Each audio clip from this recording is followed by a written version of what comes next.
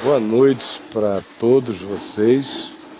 Depois de um intervalo significativo, nós estamos retomando as nossas reuniões de quarta-feira e seguindo o caminho do discípulo.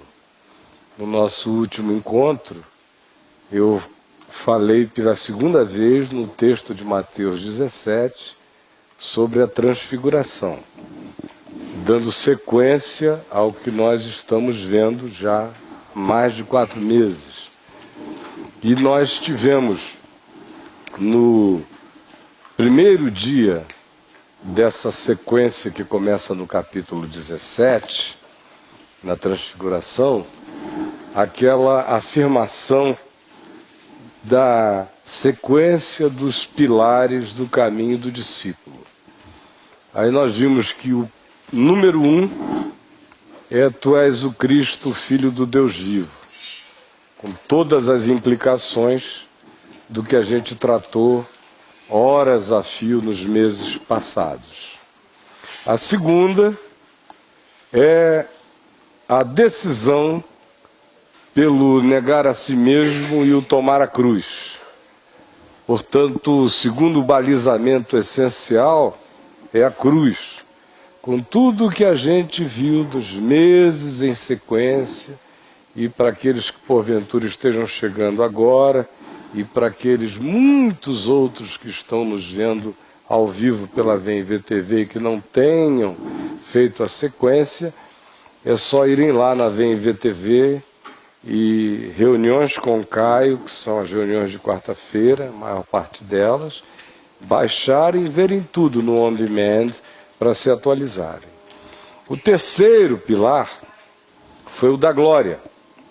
Então a gente vem da confissão de quem é Jesus para mim, a gente vem a partir daí para a decisão de tomar a cruz e segui-lo, e a gente viu que sem glória excelsa, sem transcendência, sem certeza de que para além do imediato nos aguarda o que é pleno, total e absoluto, nenhum discípulo terá o ânimo permanente a vida toda para negar-se a si mesmo, para tomar a cruz.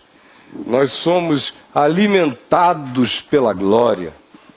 É por isso que Paulo diz em Romanos 5, como a gente também já viu, que justificados mediante a fé nós temos paz com Deus por meio de nosso Senhor Jesus Cristo, a esta graça na qual estamos firmes e gloriamo-nos na esperança da glória de Deus. E não somente nisto, gloriamo-nos nas próprias tribulações, sabendo que a tribulação produz aquele monte de coisas que a gente já viu. Então, sem que o justificado se glorie na esperança da glória de Deus, ele jamais terá energia para se gloriar nas próprias tribulações. Quem não tem essa visão transcendente não terá o poder para viver as contingências do presente. Então eu sei quem tu és, Jesus, porque eu sei quem tu és, eu decido ser como tu e seguir-te. E eu me alimento do fato de que eu serei um dia plenamente como tu és em glória. Por isso eu me animo no chão da terra para fazer essa viagem. Então, isto é o resumo do resumo do resumo do que a gente viu nas últimas 2 quartas-feiras falando sobre a transfiguração. Hoje, eu que esqueci o óculos do outro lado da rua em casa, crente que eu estava com ele dependurado, terei que ler assim à distância para conseguir enxergar melhor. Vejam como são as coisas, não é? Daqui de bem longe eu consigo ver melhor essa letra mínima, mas não a aproxime de mim que eu não consigo enxergar nada, apenas o livro. Capítulo 17 de Mateus. Eu gostaria, meu irmão. Pode ser extremamente útil. Não, o seu não é do Paraguai, não, né? Porque os meus são todos ali da Feira do Paraguai. Então, é aquele tipo que serve para qualquer um, é multiuso. Esqueci o meu, me dá o teu, olha, perfeito. Maravilha.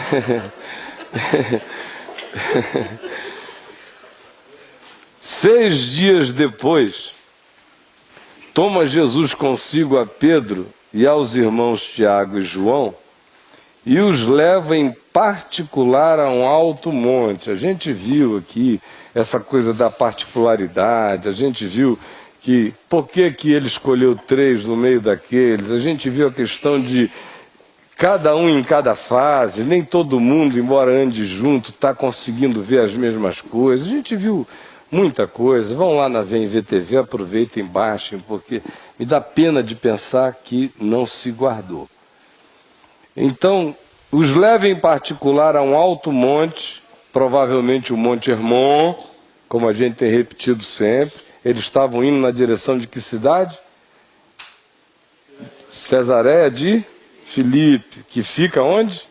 No pé do Monte Hermon. Então, mais natural do que ter voltado quilômetros para o Monte Tabor, no meio da Galileia, onde a tradição antiga católica dizia que era a transfiguração, muito mais natural, já que eles estavam ali no sopé do Monte Hermon, em Cesareia de Filipe, era ter subido o alto monte, que é o monte mais alto da Palestina, com 2.300 metros. Provavelmente ali, mas isso não é importante. Um detalhe, tipo National Geographic Biblical. E foi transfigurado diante deles. O seu rosto resplandecia como o sol, e as suas vestes tornaram-se brancas como a luz. E eis que lhes apareceram Moisés e Elias falando com ele. Então disse Pedro a Jesus: Senhor, bom é estarmos aqui. Se queres, farei aqui 3 tendas.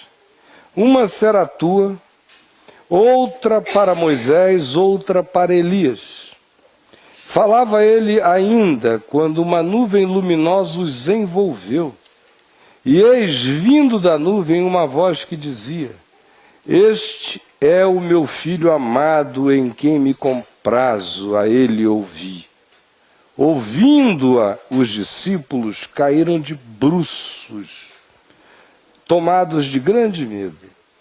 Aproximando-se deles, tocou-lhes Jesus, dizendo: Erguei-vos e não temais.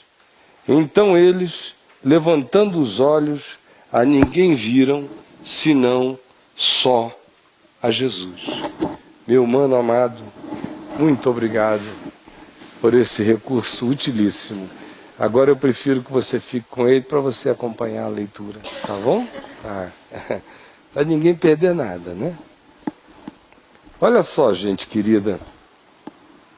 Hoje, eu queria começar a falar com vocês sobre o fato de que o caminho do discípulo é o caminho da espiritualidade plena, total e integral. Ele vem da consciência de quem é Jesus. Ele, em razão dessa consciência, toma a decisão de andar com Jesus e se deixar formar e transfigurar na pessoa de Jesus. E Jesus, uma vez que coloca diante deles o desafio do negar-se a si mesmo, tomar a cruz e segui-lo, os leva à experiência da transfiguração e mostra a eles a glória excelsa e descortina diante deles o significado do que os aguarda. Faz para eles uma avant-première do reino de Deus. Dá a eles uma pílula de experiência. Dá a eles uma percepção, um êxtase momentâneo daquele significado e das suas múltiplas dimensões. Mas ao fazer isso, ele inicia agora um caminho novo com esses discípulos, que vai acentuando e aprofundando, não só para eles, embora eles tivessem que ter tido repetições das mesmas coisas muitas vezes, para que as lições fossem sendo internalizadas, a gente vai ver isso na medida da exposição, mas os sinais, as marcas e os significados do que a espiritualidade do discípulo deveria conter, estavam sendo agora mais do que nunca enfatizadas. Ele é um ser que diz: tu és o Cristo, Filho do Deus vivo, e assume essa loucura, como a gente viu. Ele carrega a cruz e toma consciência do mundo imenso de fantasias que constitui o seu self, o seu si mesmo, nega isso e abraça a cruz com as implicações dela e segue a Jesus. É um ato de vontade, de querer, se alguém quer.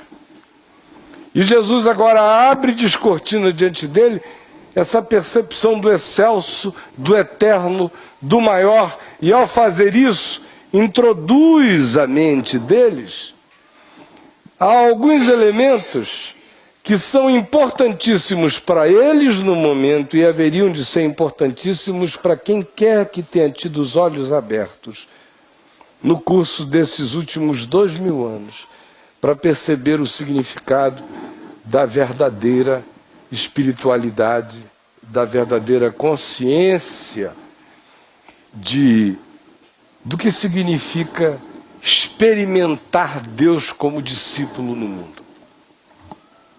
Essa é a questão. O que significa experimentar Deus? Já que eu tenho esse background afirmado até aqui, já por mim repetido hoje 4 vezes, já que eu tenho isto, como é a espiritualidade desse ser que sai daí, que emerge dessa consciência? O que é que deve sendo afirmado nele, solidificado nele, referenciado nele, definido nele? Em meio a tudo isso, a primeira coisa que eu quero afirmar hoje tem a ver com o fato de que Jesus se transfigura diante deles. Leva Pedro, Tiago e João e mostra a cara da glória para eles.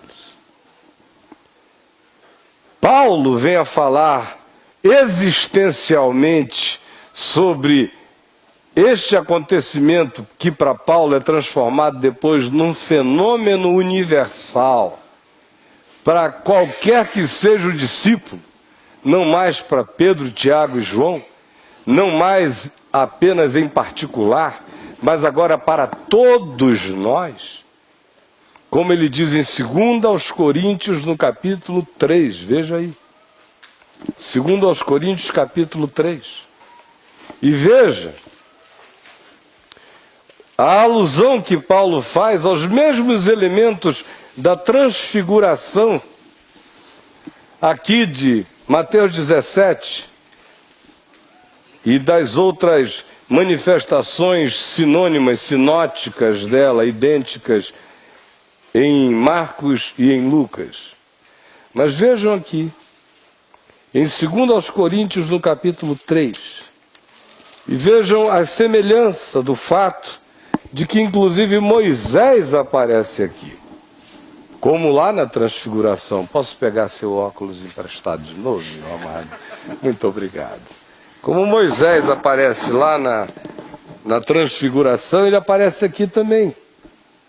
Quando Paulo diz que a carta que ele escrevia não era como a de Moisés, que era escrita em pedras.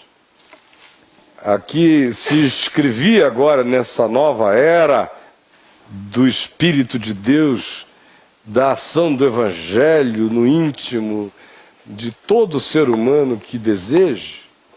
Ele diz agora é inscrita no coração de cada um. Ele já começa a fazer a comparação com Moisés aí. E ele diz que isto é assim porque nós não estamos diante do Monte Sinai. Nós estamos diante do Jesus transfigurado. A visão do Monte Sinai, como o Hebreus diz, repetindo o Êxodo e o Deuteronômio, foi uma visão assombrosa e aterradora. Fale-nos tu, disseram eles a Moisés, mas não nos fale Deus, porque é insuportável. E Moisés, quando desce do monte, coloca um véu sobre a face, que supostamente era para não ofender os sentidos visuais dos filhos de Israel, que viam o seu rosto resplandecente, fulgurante, iluminado. Ele botou um véu na face. Paulo, no entanto, diz que aquele véu que foi posto na face de Moisés, quando ele desceu do monte, porque o seu rosto refulgia, passou a ser mantido no rosto de Moisés, agora não porque o seu rosto refulgisse, mas porque o fulgor do seu rosto agora se desvanecesse. Então aquilo que um dia foi posto para não ofuscar os sentidos dos outros, depois de um tempo passou a ser usado por Moisés para que os outros não percebessem que a luz já não brilhava, já não estava, já desvanecera, a purpurina da lei acabara. Então Paulo chega e faz essas comparações o tempo todo, quando em 2 Coríntios, no capítulo 3, especialmente do verso 2 em diante, ele diz: vós sois a nossa carta, escrita em nossos corações, conhecida e lida por todos os homens, estando já manifestos como carta de Cristo, produzida pelo nosso ministério, escrita não com tinta, mas pelo Espírito do Deus vivente, não em tábuas de pedra, mas em tábuas de carne, isto é, nos corações. Percebem a comparação com Moisés o tempo todo? E é por intermédio de Cristo que temos tal confiança em Deus, não porque nós mesmos sejamos capazes de pensar alguma coisa como se partisse de nós, pelo contrário, a nossa suficiência vem de Deus, o qual nos habilitou para sermos ministros de uma nova aliança, não da letra, mas do Espírito, porque a letra mata, mas o Espírito vivifica. E se o ministério da morte, que era o das tábuas de pedra, de Moisés e da letra, gravado com letras em pedra, se revestiu de glória, da sua glória, a ponto de os filhos de Israel não poderem fitar a face de Moisés por causa da glória do seu rosto, ainda que desvanecente, como não será de maior glória o ministério do Espírito? Porque se o ministério da condenação foi glória, em muito maior proporção será glorioso o ministério da justiça, porquanto, na verdade, o que outrora foi glorificado, que era Moisés, a lei, neste respeito já não resplandece, virou sombra, é vela posta diante do sol, diante da atual sobreexcelente glória da transfiguração, do Jesus glorificado, do Jesus ressuscitado, do Jesus assentado à direita de Deus. Porque se o que se desvanecia teve sua glória, que era a lei, Moisés, o Monte Sinai, muito mais glória tem o que é permanente. Tendo, pois, tal esperança, servimos-nos de muita ousadia no falar. E Paulo está sendo de uma ousadia no falar absurda, porque ele está dizendo, olha, Moisés já era com todas as letras, e aquela glória virou glorinha, perto da glória excelsa. E a glória de Moisés era desvanecente, essa aqui é crescente. E Moisés cobria o rosto. Nós tiramos todo o véu da cara e somos chamados a enfiar a cara para dentro da glória de Deus. Tendo, pois, tal esperança, servimos-nos de muita ousadia no falar. E não somos como Moisés, que punha véu sobre a face, para que os filhos de Israel não atentassem na terminação do que se desvanecia. Depois de um tempo, nem Moisés queria mostrar a desvanecência da sua própria glória e manteve o véu na face, embora ele cobrisse apenas o que já não era. Mas os sentidos deles se embotaram. Por isto, até o dia de hoje, quando fazem a leitura da antiga aliança, o mesmo véu que cobria a face de Moisés permanece sobre a deles, espiritualmente falando sobre a visão deles, não lhes sendo revelado que em Cristo todo véu é removido, é rasgado, começando do véu do santuário, que foi rasgado em duas partes de alto a baixo, é com a cara para fora que a gente anda em Jesus e no Evangelho.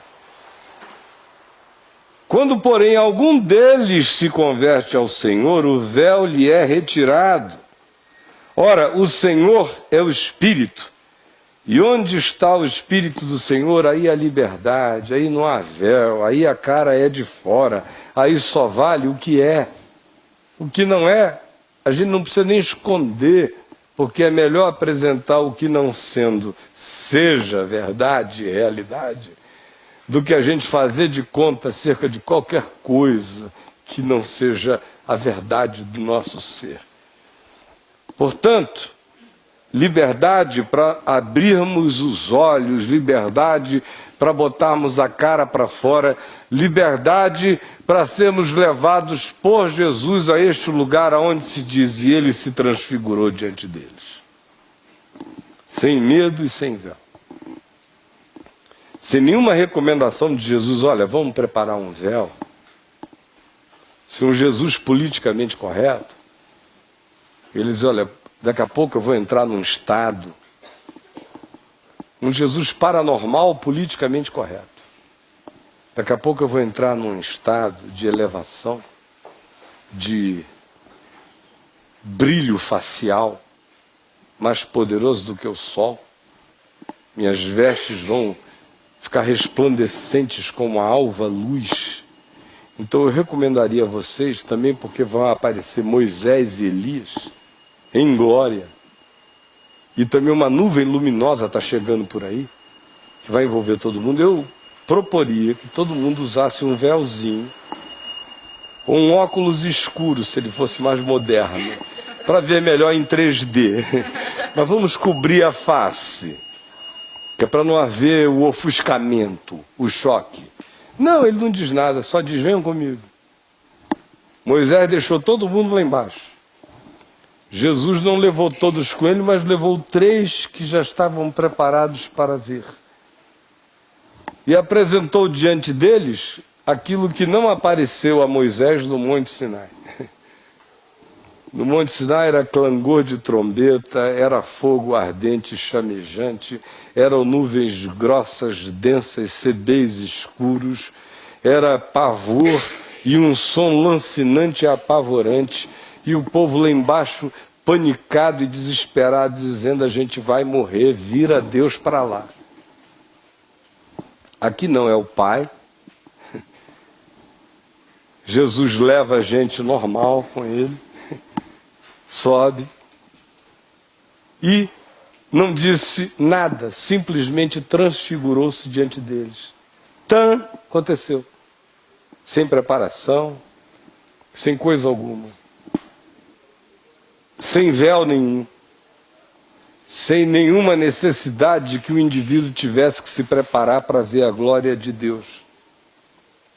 Simplesmente, na hora que chega o dia, quando a hora chega, ela se manifesta conforme o desígnio dele. Só que agora, isso se tornou mais do que uma experiência tópica e momentânea e de data marcada. Ela pode ter e terá tantas caras quantas Deus deseje que para nós ela tenha, nos assustando.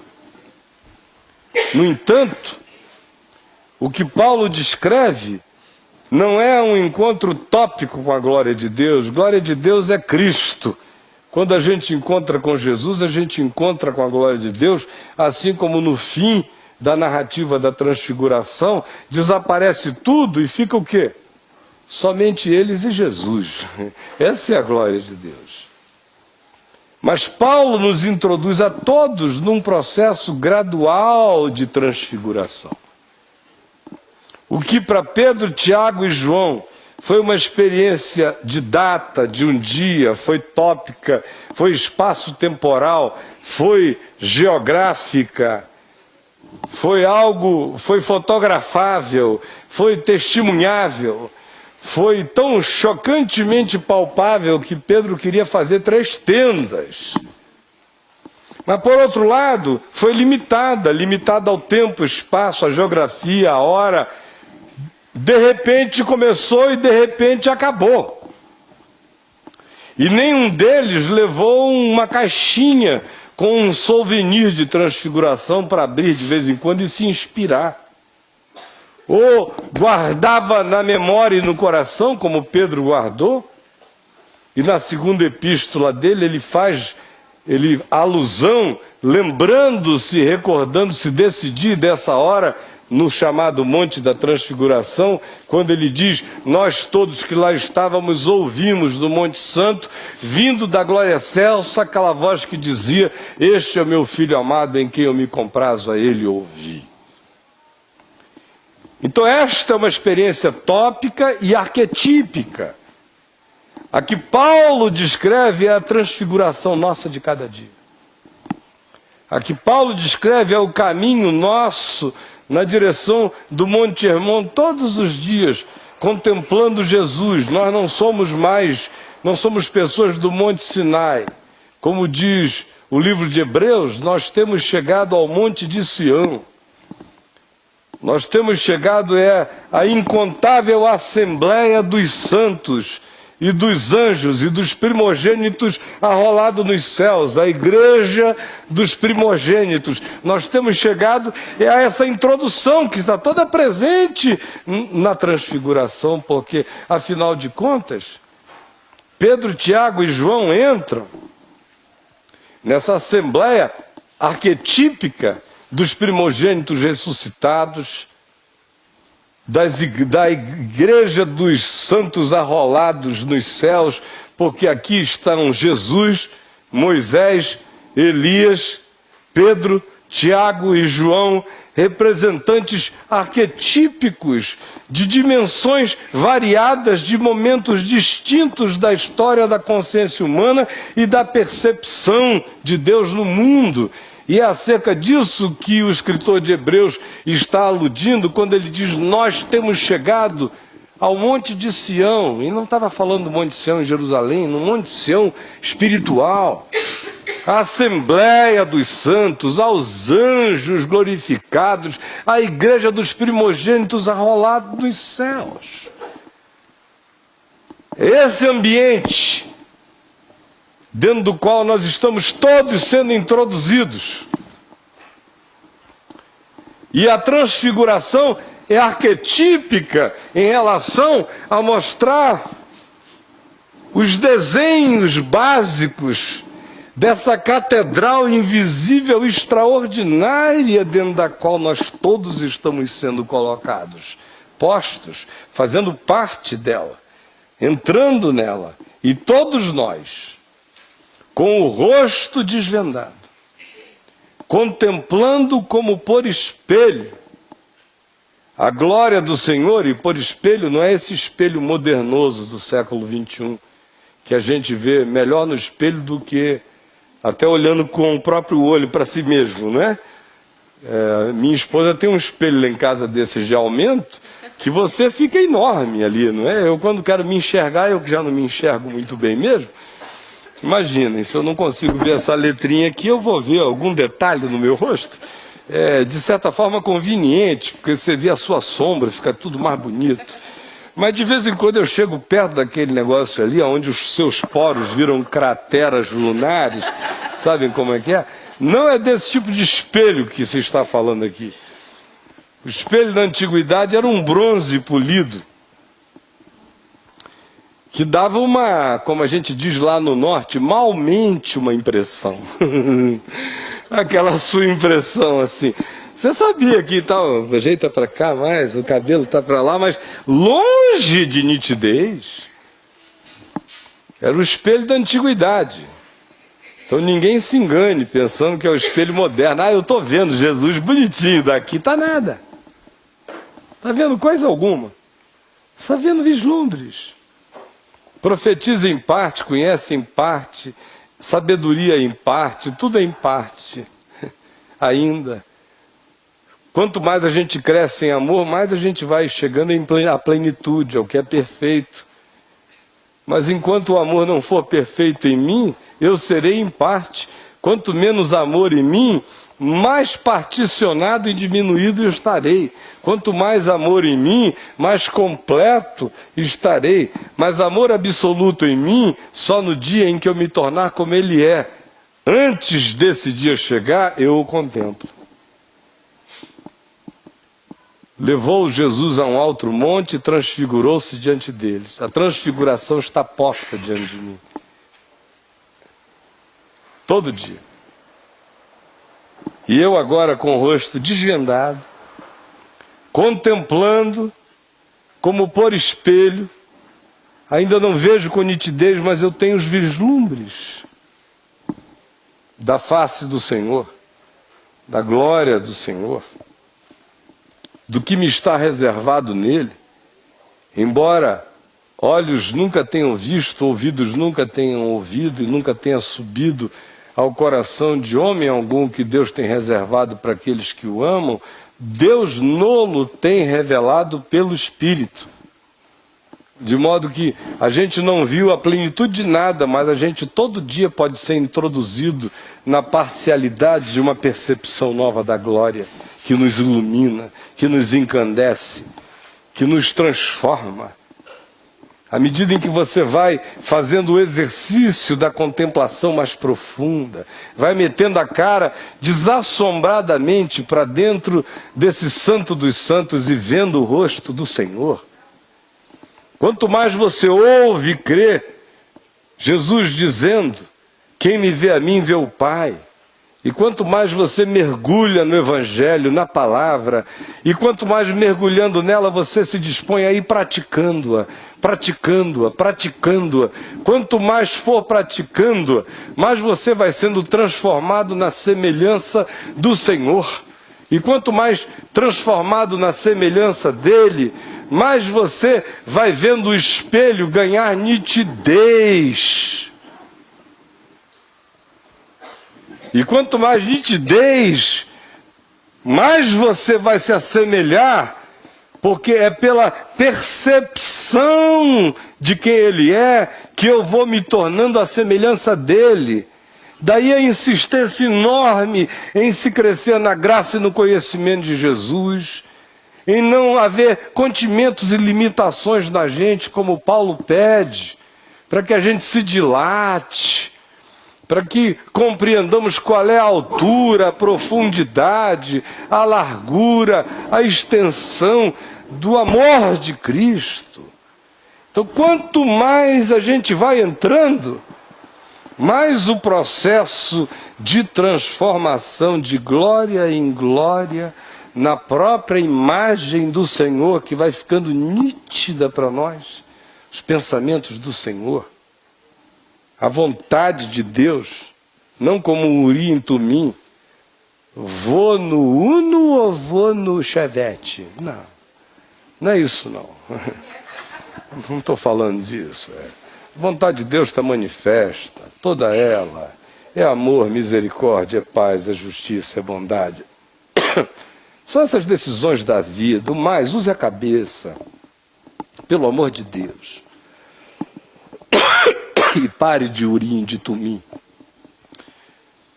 O chamado é para crescermos nessa contemplação que vai fazendo o espelho ficar nítido, a glória do Senhor ir nos transformando todo dia, e é obra dele, e é obra do Espírito dele em nós. Esse é o nosso chamado para a nossa transfiguração cotidiana. Aí você chega e olha e compare, por favor, com o que nós temos aqui em Mateus 17. Porque o que se tem aqui é um cenário arquetípico. A gente tem Moisés e Elias, a gente tem Jesus, a gente tem o Pai, a gente tem glória, Shekinah, nuvem luminosa, a gente tem a palavra vinda do céu, este é meu filho amado em quem eu me comprazo, a gente tem uma maquete da comunidade dos discípulos, a gente tem, enfim, essas coisas presentes, todas, que são manifestações completamente arquetípicas daquilo que constitui a nossa consciência em fé. Nós somos gente do Pai, nós somos gente do Filho, nós somos gente do Espírito Santo. A nossa consciência de pecado decorre da lei de Moisés, que avultou o nosso pecado. A nossa esperança de salvação decorre dos profetas, que falaram daquele que haveria de vir. E a nossa salvação se corporifica, se encarna em Jesus, que completa todas as coisas. Eu vou pedir um favor aí dentro a vocês que estão operando, meus queridos Tiago e Adriana. É que daqui eu estou ouvindo a voz de vocês mais alto do que eles aí, eles também estão começando a ter dificuldade aqui, tá bom? Ele está dando uma instrução para ela ali, eles começaram a falar alto demais, e eu estava quase ouvindo já os detalhes da instrução daqui, né? Então olha só, nós temos todos esses elementos presentes aqui, que são eles que constituem a nossa própria percepção de quem nós somos em Deus no mundo, não é verdade? Estão presentes. E a viagem que nós vamos fazer agora, não começando hoje, porque não dá mais tempo, mas começando na semana que vem, uma vez que isso esteja posto e entendido, é pegar esses elementos que são absolutamente similares à descrição da viagem cotidiana, existencial, que Paulo faz em 2 Coríntios, no capítulo 3. Pegarmos essas similitudes, como diziam os antigos, essas semelhanças, esses veios, esses trilhos, e mostrarmos como em Jesus tudo ganha a sua completude e infinitamente mais do que isso. Como, a partir daí, eu tenho uma descrição maravilhosa do significado da espiritualidade que o discípulo é chamado a praticar no mundo. Por exemplo, nós vamos ver na semana que vem o significado desse rosto que resplandece, desse corpo que resplandece. Qual o significado desse corpo resplandecer?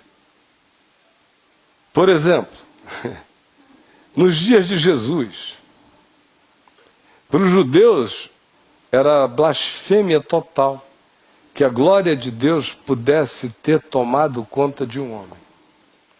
Para os gregos, que determinavam boa parte do pensamento filosófico daqueles dias, era loucura. E entre os gregos filosóficos, o grupo que mais perturbou a fé no Evangelho foram os gnósticos. Para os gnósticos, então, era algo extremamente impensável imaginar que aquele corpo de carne e de sangue, matéria, pudesse ficar pervadida da glória de Deus e ser a própria expressão da glória de Deus, porque no gnosticismo a matéria era sempre má e apenas o espírito bom. Agora, esse corpo de homem que fica cheio de glória, essa roupa de homem, roupa é artesanato, é cultura, roupa é arte, roupa é produção humana. Essa roupa iluminada, glorificada, diz o que para nós? Sobre a graça de Deus, sobre a produção humana, a cultura humana.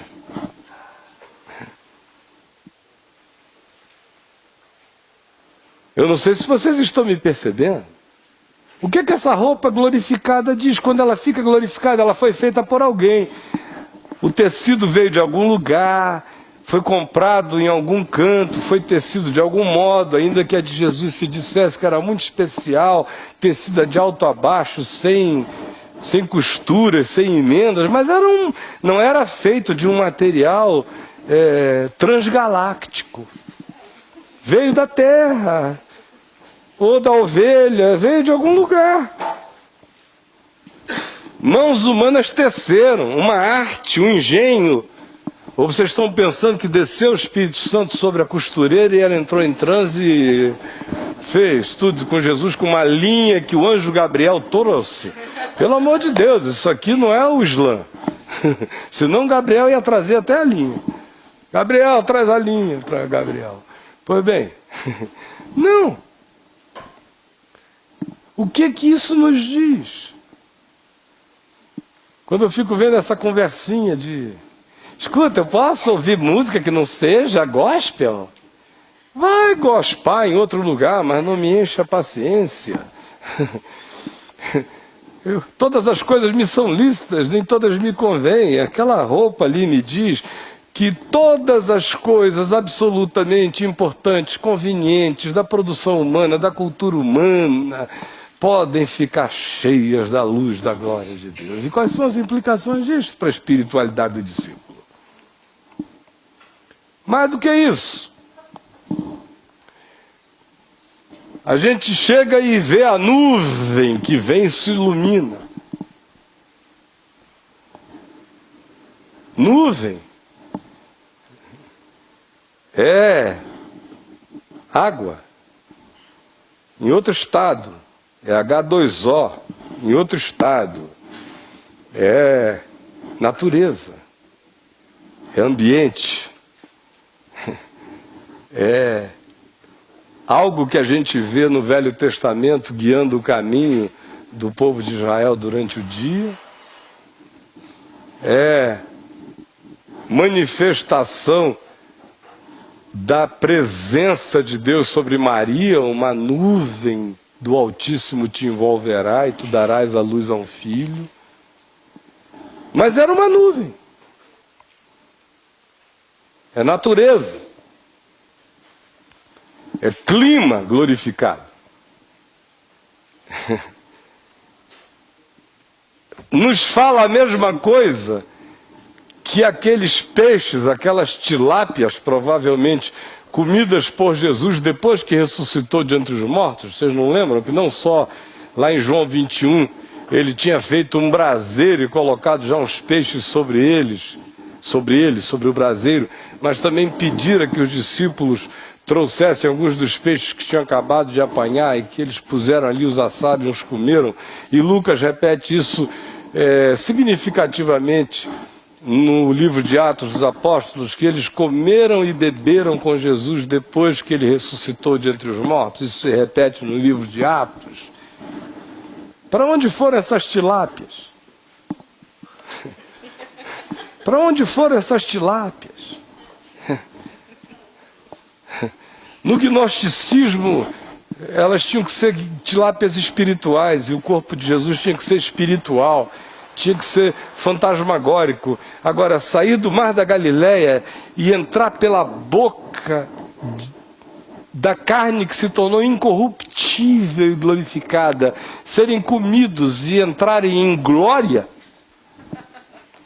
o que isso diz para o discípulo? Quando o cara fica perguntando, eu bebo essa cerveja, não bebo essa cerveja? Eu não sei, meu irmão, se você beber como gente, bebe, tudo bem. Se beber como idiota, bebe, então o idiota seja tu, cambaleie, cai e se arrebente todo. Agora, se não tiver moderação, tudo será um problema para você. Agora, se você andar na medida certa, se a sua túnica não for uma tanguinha para ver se choca Moisés e Elias na transfiguração, vai transfigurar. Se a sua intenção não é sair por aí agredindo o mundo, mas andando com boa consciência, todo pano em ti será luminoso, toda a cara tua será a glória de Deus. Toda semente será milagre, toda chuva é epifania, tudo é glória de Deus. E a gente vai ver detalhes e detalhes tão pequenos de nós dois. Eu estou ainda influenciado pelo show do Roberto Carlos no sábado à noite, no Maracanã. Falou de nuvem, me lembrei de chuva e aí de tantas emoções. Pois bem, nós vamos ver esses aspectos todos, aonde eles incidem. E eles incidem sobre todas as dimensões da nossa vida. A gente vai ver o significado dessa presença de Moisés, dessa presença de Elias, como esses dois elementos arquetípicos são fundamentais na constituição da nossa consciência do reino de Deus e da nossa percepção do significado do Evangelho, porque é Moisés e Elias falando com Jesus. Lucas diz acerca da sua partida que ele estava para cumprir em glória em Jerusalém. Ou seja, o papo de Moisés e Elias passou a ser exclusivamente a cruz. Quais as implicações disso? Na consciência, na visão, no bem-estar espiritual, na liberdade, aonde há o Espírito do Senhor, aí há liberdade. Todos nós, na nossa transfiguração existencial, com o rosto desvendado, contemplando a glória do Senhor como por espelho, somos transformados de dia em dia, de glória em glória, na imagem do Senhor, pelo Espírito. É a mesma coisa. Uma é uma viagem narrativa no Evangelho, descritiva, histórica. A outra é uma viagem existencial, em 2 Coríntios, no capítulo 3, falando daquele fenômeno que se manifestou historicamente com Jesus, Pedro, Tiago e João, agora como um fenômeno existencial para todos nós. O final de tudo, quando a fé cresce, cresce, cresce, aí fica só Jesus. E é aí que nós vamos todos chegar, com a graça de Deus. Então vocês estão vendo que eu estou indo de introdução em introdução. Porque simplesmente não dá para entrar direto nos tópicos do que eu quero tratar, sem essas introduções que eu estou fazendo. Sem elas, a gente fica simplesmente sem as amarrações que vão nos ajudar imensamente a nos compreendermos, a nos percebermos e a nos posicionarmos no mundo sem neurose, sem paranoia, numa confiança de caminho com Jesus que constrói gente glorificada e não gente endoidecida, enlouquecida, desconstruída, fragmentada, santarada, adoecida, como em geral se vê. Porque o que se segue não é Jesus, o que se pratica não é Evangelho, o que se anuncia não é a palavra de Deus. O resultado, portanto, não sendo um convite que nos leve até a glória de Jesus, será um convite que nos levará para o pé do Monte Sinai. E no pé do Monte Sinai só existe pânico, medo, culpa, angústia, terror, desespero, e um Deus apavorante, que é o que em geral povoa a imaginação, a consciência e a percepção dos cristãos, que até hoje continuam lendo com o véu de Moisés na face e não conseguem tirar essa coisa de cima de si para iniciarem o processo da viagem para o Monte Sião, para a Assembleia dos Santos Glorificados, para a Igreja dos Primogênitos arrolada nos céus, para esse lugar pleno, para esse ambiente de glória, para essa penetração do ser no reino de Deus como consciência, que é o que vai transformando o nosso ser todo dia, se nós não estancarmos o processo. A transfiguração em Mateus 17 é uma narrativa de um dia, de uma noite. A nossa é a trajetória da nossa existência de glória em glória, até nos tornarmos semelhante a Ele, no dia que em plenitude nós o virmos como Ele é. Em nome de Jesus. Vamos ficar em pé, então. E vamos orar, todos nós, meu mano amado. Vi que você se socorreu com outro óculos. Ele anda com dois, eu sem nenhum. Vejam como é que são as coisas, né? Gente amada de Deus,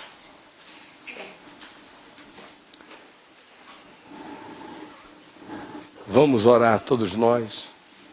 E após nesse nosso momento de oração, quem tiver trazido ofertas, como costumeiramente a gente traz, para sustentar esse trabalho aqui na tenda, e hoje a gente gastou um dinheiro bom ali para cima, e veja como está tudo limpinho, né? Por cima e por baixo. E aí eles vieram porque já estava estragando, então a gente teve que, agora eu vi que de 4 em 4 meses no máximo, vai ter que fazer isso, que é para não abrir furo, né? Então, todas as coisas são maravilhosas, mas todas elas têm o seu próprio significado. Então, se alguma coisa significa para você, conforme o significado delas e a sua própria possibilidade de significá-las, participe com o coração livre, tranquilo, no amor de Deus. Tá bom? Vamos orar? Todos nós. Paizinho amado, eu quero te bendizer, feliz, alegre e contente no meu coração, pela tua palavra, pela revelação do Evangelho, porque todo dia se enxerga um pouco mais, porque todo dia o véu vai sendo tirado e os nossos olhos vão se iluminando e a gente vai percebendo que a viagem é uma só, que o Evangelho é que alimenta o espírito dos apóstolos, como neste caso de hoje, quando o próprio Paulo não fala da transfiguração e se serve do seu espírito para contar a história nossa de cada dia, nessa viagem de glória em glória até a tua semelhança, que é a jornada espiritual de cada discípulo teu. Eu quero pedir que tu nos animes para esta viagem, para esta jornada e para a prática do teu ensino, que é vida, que é saúde para a mente, que é cura para as emoções, que é segurança para o espírito, que é de fato bálsamo que lava a alma e regenera o nosso ser. Por isso eu quero pedir que tu nos chames a todos, e que ninguém sinta como aquele que se acha na capacidade de desprezar tesouro tão precioso. É o que eu peço que tu realizes no coração de cada um, para que ao final dessa jornada, da segunda etapa desse nosso caminho, juntos aqui às quartas-feiras, muita gente tenha visto a tua glória libertar cada pessoa do medo, quando a tua voz, Jesus, se fizer ouvir dizendo: não temais, nunca mais tenham medo de Deus, nunca mais tenham medo da glória. Levantem agora, para a gente ficar em pé e ver que quem está diante de nós é Jesus, e quem tem Jesus tem segurança total em todos os caminhos. Por favor, conduze-nos nessa jornada e dá-nos a perseverança para continuarmos, aproveitarmos, crescermos e aprendermos. É o que eu te peço em teu nome, Jesus. Amém.